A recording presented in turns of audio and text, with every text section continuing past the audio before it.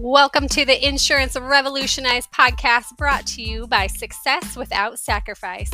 I am your host and coach, Cheree, and here on the podcast, we are on a mission to revolutionize the way women in insurance do business.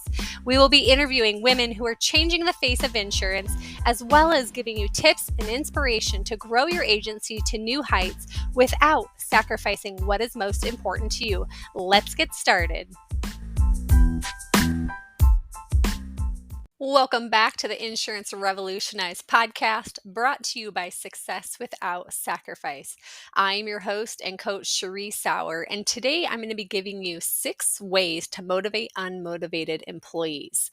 So we all know that in order to be able to grow and scale a business, you have to have a team that works underneath you. But sometimes those team members can create extra stress that you take on emotionally, physically, might affect you mentally. Maybe it's affecting your team culture and your team members, which in the end affects team performance.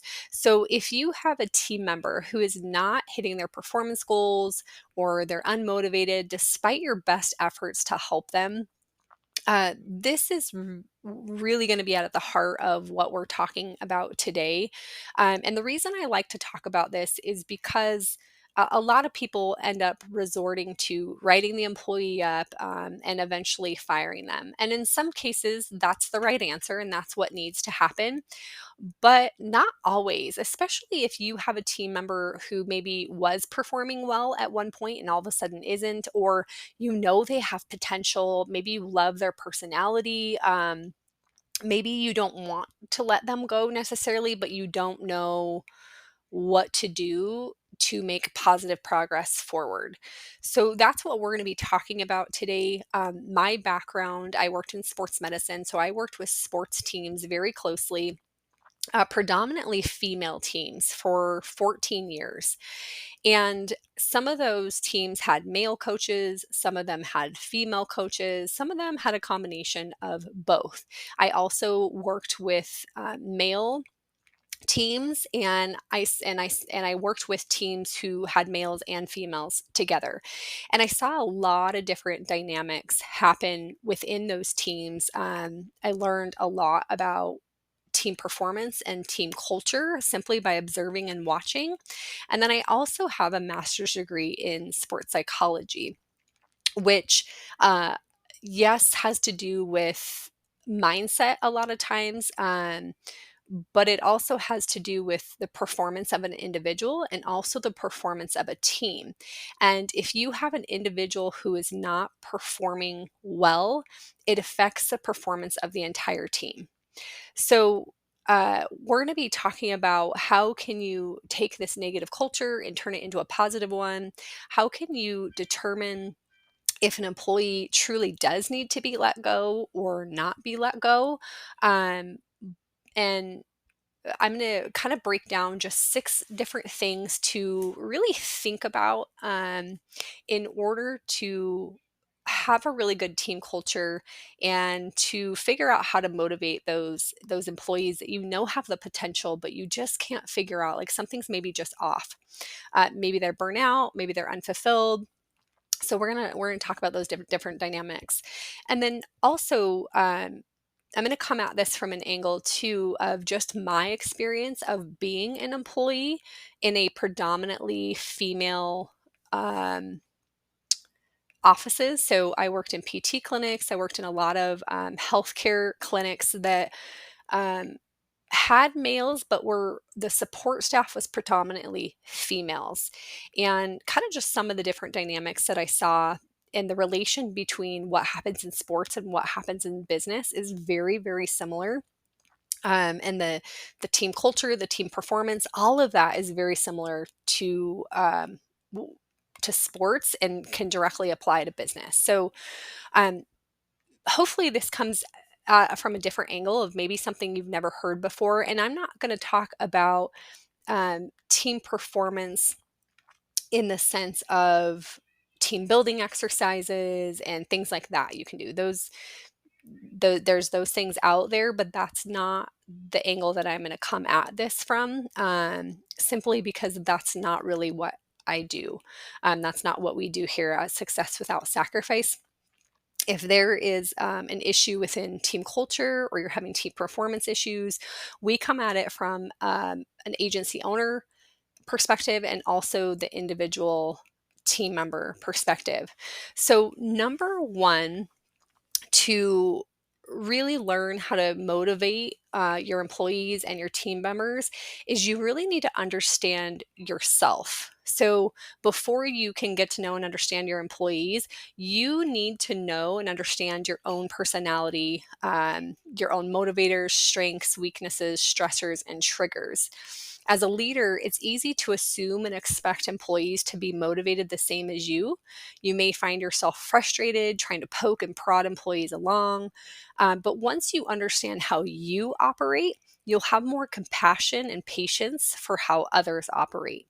You'll learn how to communicate effectively with others who don't operate the same as you.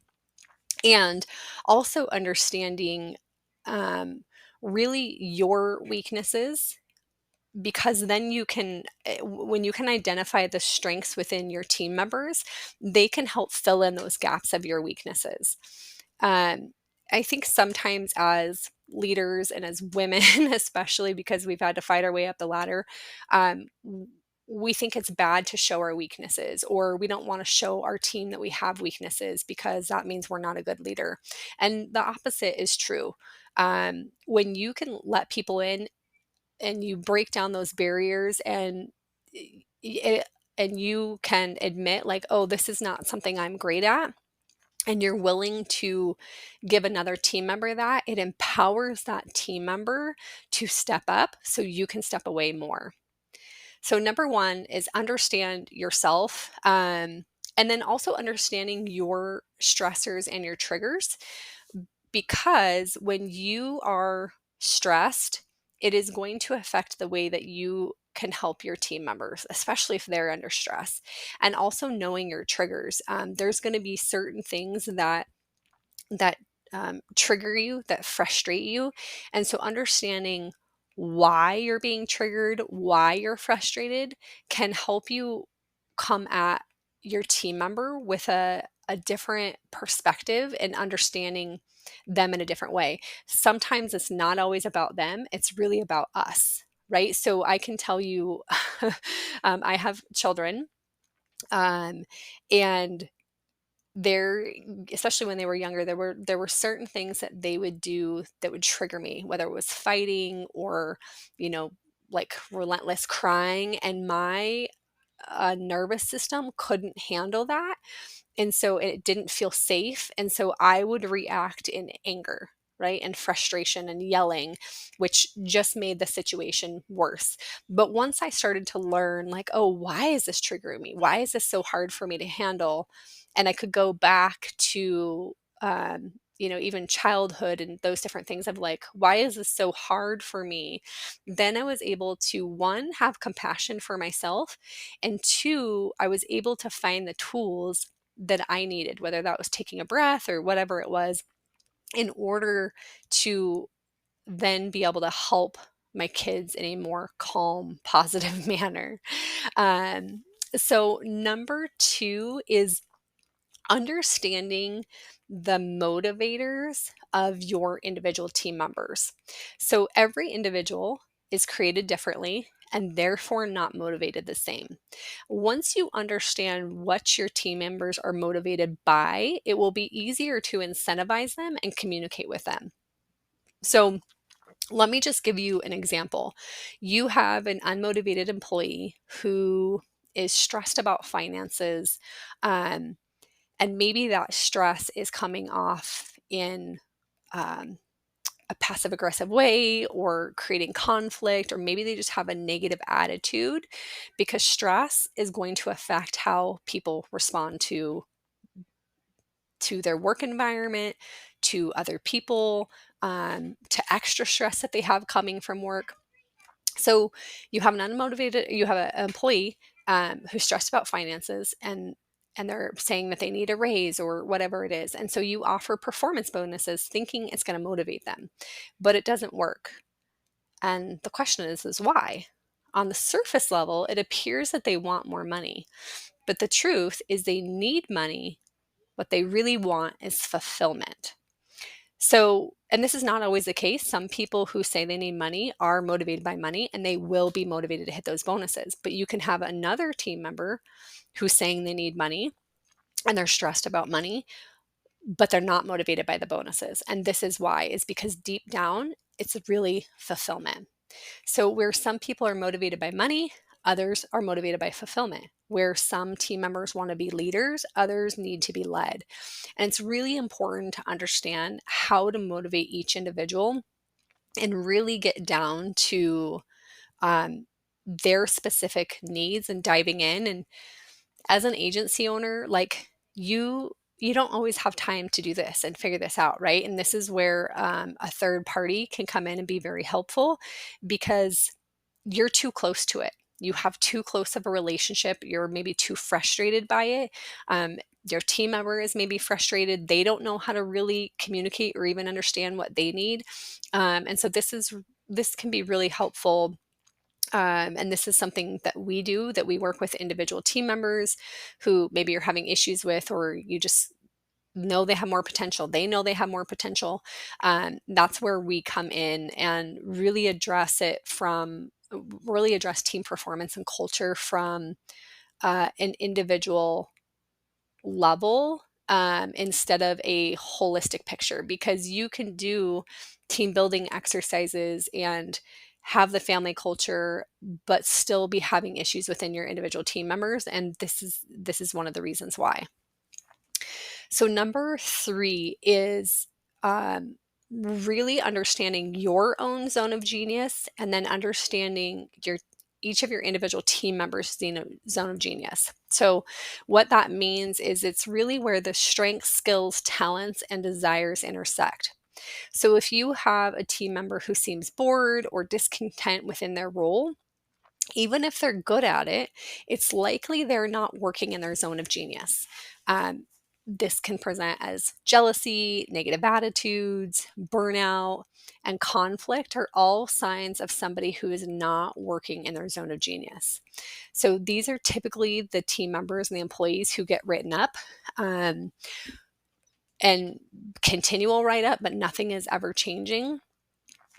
But when you can tap into your team member's zone of genius, you won't have to work to motivate them. They will naturally be motivated and can help take work off of your plate mentally, emotionally, and physically. Number 4 is understanding your team member's performance personality. So, what I mean by that is, do they need accountability or do they need autonomy? So, as a business owner, let's say you value autonomy. You trust your employees to get their work done. But what happens when you have a team member who is not getting their work done? Some personalities need accountability, whereas others thrive and work better with autonomy. So, and some people need a combination of the two. So, really, if you can determine what each individual needs and allow for flexibility within your company wide approach, um, you will have much better success with keeping that team member on board and preventing the negative attitudes, and really supporting them in the way that they need to be supported. So number 5 is understanding the difference between female physiology and male physiology. So I told you I worked with male teams, I worked with female teams, I worked with teams who had both. And what I noticed is, um, because women have a a, a 28-day cycle, um, men are on a 24-hour cycle, women are on a 28-day cycle. Right. So, one, that affects kind of how they're going to perform on a daily basis, a weekly basis, and a monthly basis. What I saw in sports, because women have hormones, a lot of times females, there tends to be a lot more jealousy, resentment, frustration toward one another. Jealousy sometimes can, and in the sports world, it was, if somebody got the starting spot and you wanted it. And so There can be some of that even within the workplace of feeling like somebody is getting favored more than another person. Women take that really harshly, and they take it on um, emotionally as if they're not good enough, and that can present in them coming off passive aggressively. They can have a negative attitude. A lot of times they're trying to protect themselves. And men, when you have males that are in conflict, they usually fight, and they literally like physically fight it out, and then they're over it and they're done and they move on and they don't hold it anymore. Women tend to hold grudges, which then starts to affect the whole team culture. Um, so really understanding, why is somebody reacting the way that they're reacting? And as busy agency owners, like, again, you don't always have time for this, right? And so you want to write them up, and just for them to get on a track, especially as a high performer, you're like, I just need you to do X, Y, and Z and get it done, and let's move on. But it doesn't always work that way. And it can seem easier just to fire and let that person go. But rehiring and retraining costs a lot of money. When you fire somebody, you have to give them unemployment, right? There's a whole cost to it. And then if you hire somebody that, again, is not the right fit, and you end up right back in the same boat, it just becomes this vicious cycle. So understanding how females interact with one another and how males interact with one another, and how they coexist and work together. Um, and because females, during their bleed phase, they are going to be more tired. They're going to be more foggy. They're not going to perform as well. They're going to be more grumpy. They're going to be more critical. The same is true for you as an agency owner, and really understanding that about yourself of in that phase, you're going to have less capacity to deal with people's crap, basically.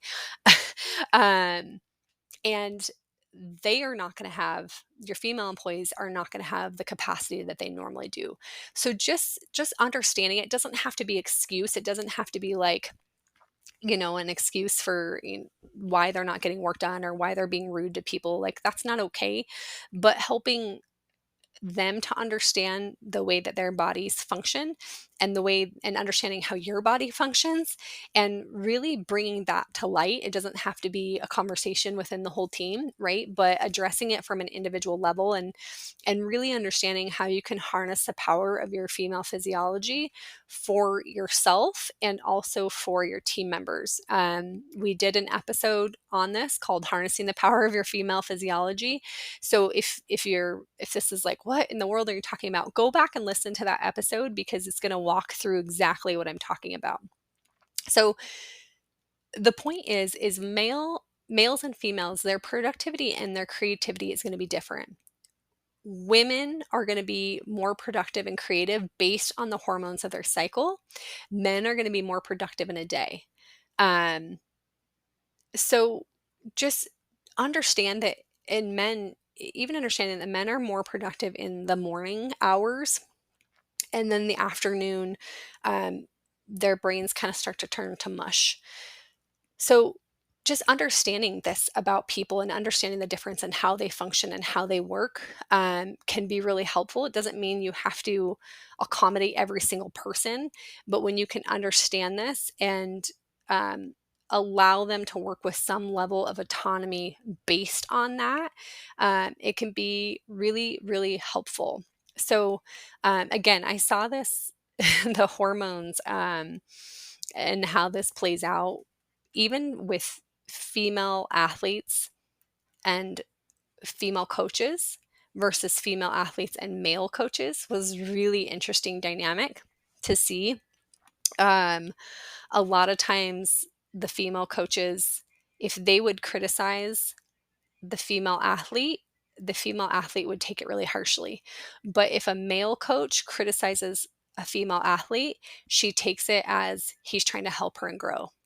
So there's a lot of different dynamics when it comes to our physiology and how we react to one another. And so understanding that about yourself and about your employees can be really, really helpful when it comes to team performance and individual performance and just how it affects your culture. So number 6 is really understanding your stressors, which we talked about, but also your team members understanding their own stressors. So, stress and how someone handles stress will directly impact their productivity, performance, and their decision making skills. When you are stressed as an owner, that stress will affect your ability to manage and motivate your employees. Stress changes your decision making skills and will make it harder for you to help your team members who are stressed. If an employee has life or work stress, it will have a negative impact on their performance and the overall team culture. So providing yourself and your team with the tools to identify and manage stress allows for open communication and proactively cuts down on conflict within the workplace. So to recap all of that, I just gave you a lot of information, but just kind of to bring it back to 6 ways to motivate unmotivated employees. Number 1 is get to know your own triggers, stressors, strengths, and weaknesses. Number 2 is understand what motivates your employees and what doesn't. Number 3, get down to the root cause of negative behavior or poor performance. What's really at the root of it, right? Is it really because they're stressed about money, or is it because they're lacking fulfillment in their role? And then number 4, give your employees the tools to identify and manage stress. Number 5, learn how to effectively communicate with each individual employee. And number 6, allow your employees to work based on their performance personality type and their physiology. If you found today's episode helpful, be sure to check out our mastermind coming up in October. Our Success Without Sacrifice mastermind is going to be working through everything that we talked about today and more. It's a combination of one-on-one coaching with you as the agency owner, and then also working with your individual team members if that's a need you have as well. We're also going to have a group incubator where you get to connect and collaborate with other female agency owners, get to talk about your struggles and your pain points, what's working, what's not working, learn from others, and then also learn from industry experts. So once we have our group of 6 in that mastermind, we will determine what the needs are of each of the group members, and we will determine what industry experts we're going to bring in to help you to grow your business without sacrificing yourself and what is most important to you. So be sure to check that out in the show notes. There's details there that you can find out more information. If you have any questions or comments, or you want to talk about anything that you heard on the episode today, please feel free to reach out to us. You can find us on Facebook, Instagram, LinkedIn. We are at Success Without Sacrifice Coaching on all the platforms, or you can find the link to the show notes below to schedule a call with us or find us anywhere we hang out. So we will see you next week.